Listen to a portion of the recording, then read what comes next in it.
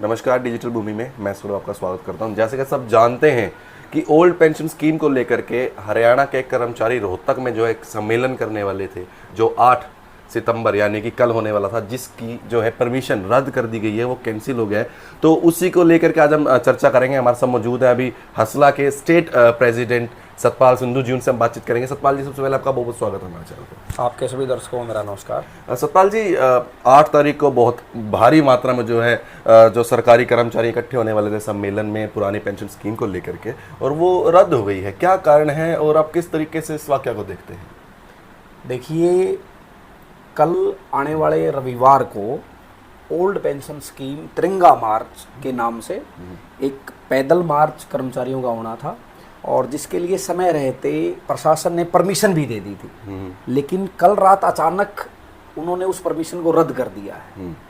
हसला संगठन इसकी निंदा करता है और इसको बिल्कुल तानाशाही के रूप में हम देख रहे हैं। जी, हवाला क्या दिया है कैंसिल करने में?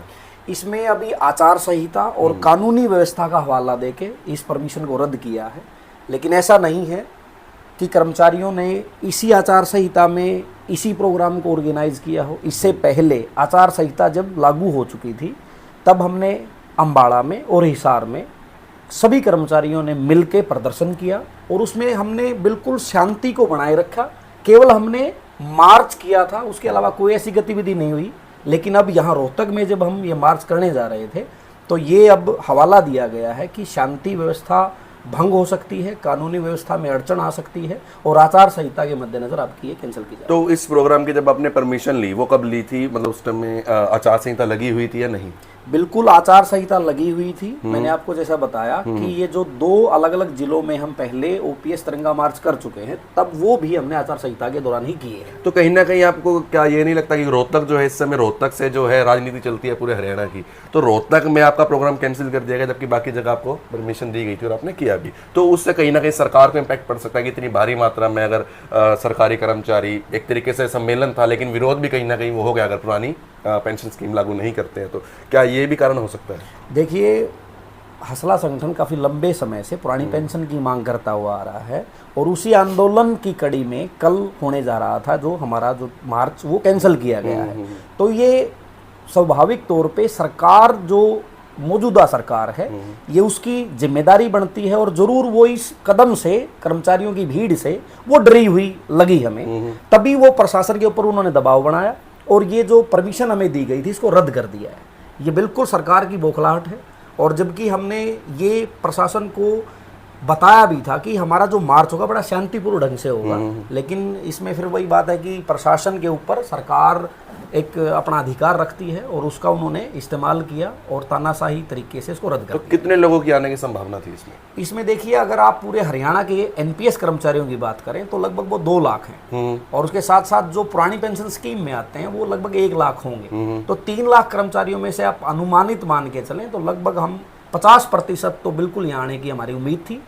लेकिन अब रद्द कर दी गई है, तो ज्यादा नहीं तो ये मान के चलते हैं हजारों की संख्या में जो लोग बिल्कुल अगर जो पुराने हम हिसार और हमारे अम्बाड़ा के तिरंगा मार्च को देखते हैं, तो उनमें हमारी बड़ी भारी संख्या में हम साथी पहुंचे थे, और उसी कड़ी में हमारा ये प्रोग्राम था। तो अगर हम बात करें, देखो अब विधानसभा चुनाव का दौर चल रहा है, तो क्या इस चीज़ को लेकर के, ओल्ड पेंशन स्कीम को लेकर के, और आज जो वाक़या हुआ, उसका आप सरकार का कोई विरोध भी करने वाले हैं? चुनाव में कुछ ऐसा कुछ रणनीति नहीं है? देखिए, जब हम पुरानी पेंशन की मांग कर रहे थे, तो सरकार, जो मौजूदा सरकार है, उसी को हमने पहले आग्रह किया था कि आप पुरानी पेंशन को बहाल करें।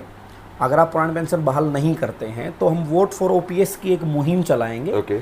जो भी राजनीतिक दल पुरानी पेंशन को बहाल करने के लिए आगे आएगा, अपने मैनिफेस्टो में उसको जगह देगा, और जगह भी सबसे पहली जो हमारी कैबिनेट की बैठक होगी उसके अंदर उसको पास करेगा, पहली कलम से उसके साथ कर्मचारी वर्ग जाएगा। और अब भी इस परमिशन रद्द होने के बाद पूरे हरियाणा का कर्मचारी लामबद्ध है, इकट्ठा है, और वो ओल्ड पेंशन स्कीम के लिए वोट फॉर ओपीएस की मुहिम चलाएगा।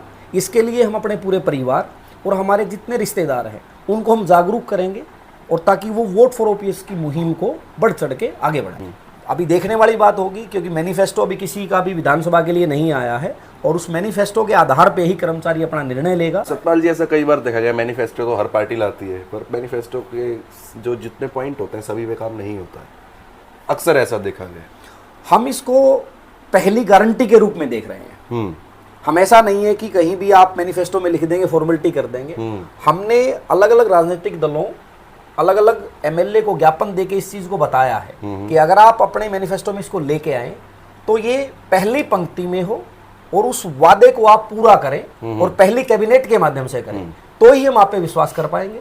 और उसी पे आज भी हम कायम हैं कि जो भी राजनीतिक दल ओल्ड पेंशन स्कीम को रिवाइव करने का अपना मैनिफेस्टो में लिखता है और पहली पंक्ति में लिख के पहली कैबिनेट में पूरा करेगा, राजनीतिक दल के साथ कर्मचारी जाएंगे। तो अभी कैंसिल होने के बाद कोई रणनीति बनाई गई है? अभी हम वोट फॉर ओपीएस की जो मुहिम हमारी बहुत पिछले समय से चल रही है, लोकसभा चुनाव में भी हमने उसका प्रयास किया और परिणाम सबके सामने थे, और आगे विधानसभा चुनाव में हम वोट फॉर ओपीएस की मुहिम को आम जन तक पहुंचाने का कार्य करेंगे। तो अगर हम बात करें कि अभी इससे पहले कि इंटरव्यू खत्म करें, जनता के नाम या राजनीतिक पार्टियों के नाम कोई आप संदेश देना चाहें?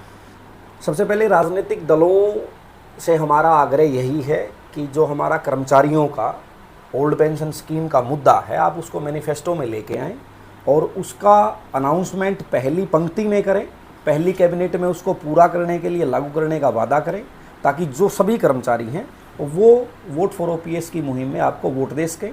और मैं आपके चैनल के माध्यम से जो हमारे जितने व्यूअर हैं, क्योंकि ये मुद्दा केवल कर्मचारी तक नहीं जुड़ा हुआ है, ये आने वाले भविष्य के जो नए एस्पिरेंट हैं जो सरकारी नौकरी की तरफ देख रहे हैं, उनसे भी जुड़ा हुआ मुद्दा है कि आप भी वोट फॉर ओपीएस की मुहिम को कर्मचारियों के साथ सफल बनाएं। तो जैसा कि आपने सुना, सतपाल जी का कहना है कि कहीं ना कहीं 4 सीता का हवाला दे करके तिरंगा जो मार्च था इनका ओपीएस का, उसको कैंसिल किया गया, जिसके बाद अब जो है इनकी रणनीति है वोट फॉर ओपीएस का जो है ये मुहिम चलाएंगे और जन जन तक आवाज़ पहुंचाएंगे कि पुरानी पेंशन जो स्कीम है उसे लागू किया जाए। उसी के लिए वोट के जो सरकार, जो राजनीतिक पार्टी ओपीएस लागू करेगी, उन्हीं को जो है वोट दिया जाए।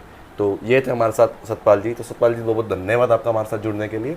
इसी के साथ राज्य व शहर की नई ज़्यादा जानकारी पाने के लिए जुड़े रहे हमारे साथ। देखते रहें डिजिटल भूमि। धन्यवाद।